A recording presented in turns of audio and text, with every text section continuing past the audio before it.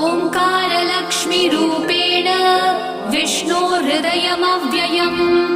विष्णुमानन्दमध्यस्थम् ह्रीङ्कारबीजरूपिणी ॐ क्लीं अमृतानन्दभद्रे सद्य आनन्ददायिनी ॐ श्रीं दैत्यभक्षरदां शक्तिमालिनि शत्रुमर्दिनी तेजःप्रकाशिनी देवी वरदा शुभकारिणी ब्राह्मी च वैष्णवी भद्रा कालिका रक्तशाम्भवी आकार ब्रह्मरूपेण ओङ्कारं विष्णुमव्ययम् सिद्धिलक्ष्मी परालक्ष्मी लक्ष्म्यलक्ष्मी नमोऽस्तु ते सूर्यकोटिप्रतीकाशम् चन्द्रकोटिः समप्रभम्